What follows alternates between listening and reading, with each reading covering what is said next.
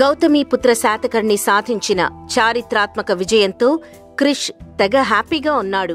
ప్రస్తుతం శాతకర్ణి టీంతో కలిసి అబ్రాడ్లో ఉన్నాడు. 79 రోజుల్లో చాలా కష్టపడి శాతకర్ణి చరిత్రని గొప్పగా చెప్పాడని క్రిష్ని అందరూ ప్రశంసిస్తున్నారు. క్రిష్ శాతకర్ణి కంటే ముందు చేయాల్సిన సినిమా గురించి కొన్ని ఇంట్రెస్టింగ్ విషయాలు తెలిసాయి.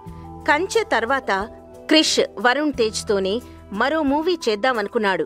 రాయబారి అనే టైటిల్ కూడా అనుకున్నారు. ఏమైందో ఏమో అక్కడితో ఆపేసి వరుణ్ వేరే కమిట్మెంట్స్, క్రిష్ బాలయ్య 100వ సినిమా పనుల్లో బిజీ అయిపోయారు. కట్ చేస్తే రాయబారి సినిమాని mega power star Ram Charan చేయబోతున్నాడని తెలుస్తోంది. దీనికి సాక్ష్యం ఏంటని అడిగితే చరణ్ బాబే అని చెప్పొచ్చు.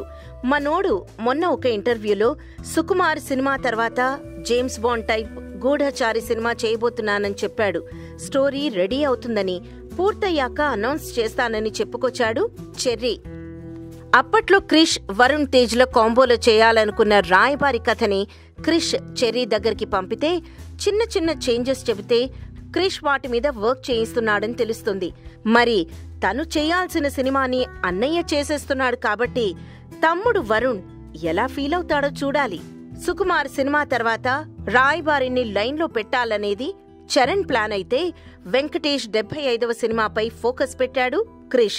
Please subscribe TFC Media channel for more information and latest current updates. Thank you. Do subscribe to TFC Media channel for more celebrity updates. Hi guys, in Minikali, all the best to TFC Media. Please subscribe and encourage it. Hi, this is Heba Patel. Please subscribe to TFC Media channel for interesting videos and updates. Please do subscribe to TFC Media channel for more celebrity updates. For more celebrity updates, please subscribe to TFC Media. Hi, this is actress Nandita Shweta, TFC Media Private Limited. All the best.